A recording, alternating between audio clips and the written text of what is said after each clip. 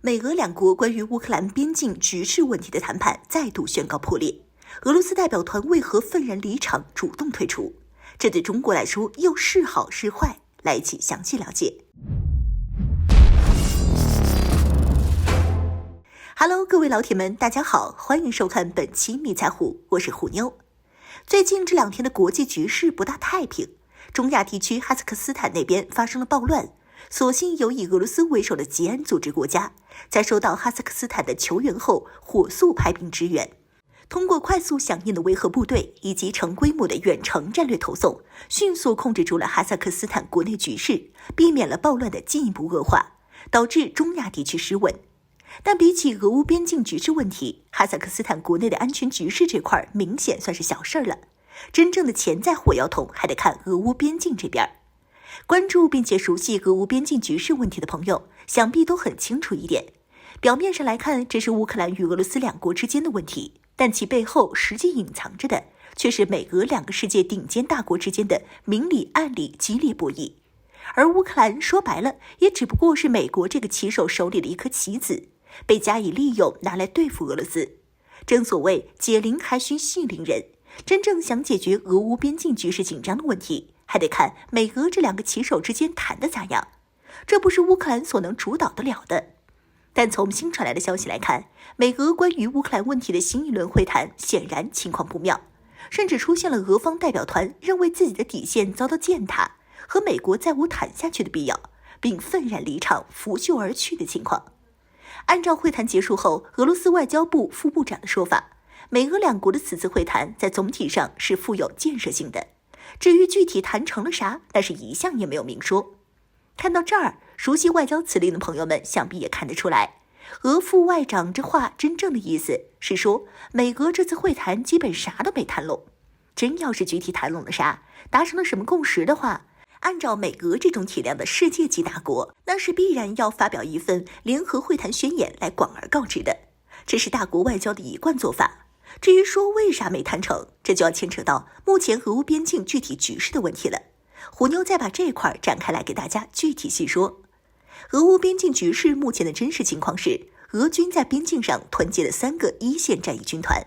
加上能满足一场高强度战役需要的预备队部队，合计多达12万人以上的总兵力，相应的战役战术弹道导弹部队还有空军部队也是一并配属到位，整装待发。但凡是懂点军事的人一看便知，俄罗斯这次真的不是闹着玩，只是吓唬吓唬乌克兰了事的。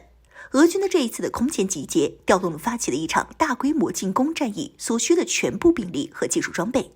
别说是乌克兰，就目前边境上现有俄军集团的实力，换作是欧洲国家当中的任何一个，照样抵挡不住。单纯吓唬人，犯不着这么大的阵仗。俄罗斯这次显而易见是在玩真的，至少是要摆出个我可以玩真的姿态。作为老对手的美国，当然不会误判这方面的形势，也知道俄罗斯在玩真的。但是考虑到俄罗斯在会谈上提出的几个必须条件，比如说美国作为北约首脑国要保证不接受波罗的海3国以及乌克兰加入北约，还要从97年之后新加入北约国家的领土上撤军，往后也保证不在东欧地区搞对俄军事演习等等。美国真要是把这些条件答应下来，那这面子和北约首脑国的身份也都别要了，几乎和对俄投降没啥区别。过去几十年里一直在大力搞的北约东扩也会前功尽弃。但美国不答应这些条件，不代表就一定会直接拒绝。美国当然也知道俄军维持这么大一支战役集群的部署，每天烧掉的军费那都是天价计算，俄罗斯本就捉襟见肘的军费开支必然无法长期承受。故而美国就在会谈上使出了拖字诀，跟俄罗斯东拉西扯磨洋工，就是不说正事儿，能拖一天算一天，把俄罗斯拖到扛不住烧钱，主动撤军就算赢。当然了，俄罗斯也不是傻子，既然你美国谈判没诚意，不想实际解决问题，光想拖，那这也就没啥好谈的了，再谈也不过是浪费时间而已。这也就是前面虎妞给大家提到的俄方代表团为何愤然离场，表示不谈了的原因所在。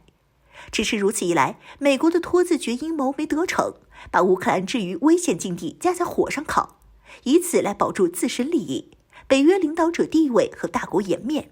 那这接下来乌克兰的命运如何，可就真的很难说了。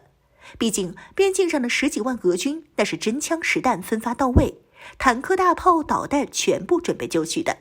尤其是在谈判解决不了问题之后，下一步该用啥方式解决问题这一点，确实很值得思考一番。谈论美俄关系的时候，难免会说到中国。有居民朋友就比较好奇，美俄这次谈崩了，对中国来说是好是坏？有一说一，好处确实是有的。美国必然很清楚地知道和俄罗斯谈崩了之后意味着什么，势必就要在这之后多做准备，不管是部队调动还是战略重心和注意力，至少在短时间内都会向着东欧地区集中，以防不测。这一点光从近期美国空军和美国海军频频往俄罗斯家门口凑，加大兵力前出的力度就能看得出来。美军虽然庞大，但总兵力也是有限的，加强了东欧地区的对俄部署，那亚太地区能针对中国集中的力量势必就会减弱。这也很好的体现了为什么说中俄联手可以极大分摊来自美国的压力这一点。现在就是俄罗斯分摊走了很大一部分来自美国压力的时候。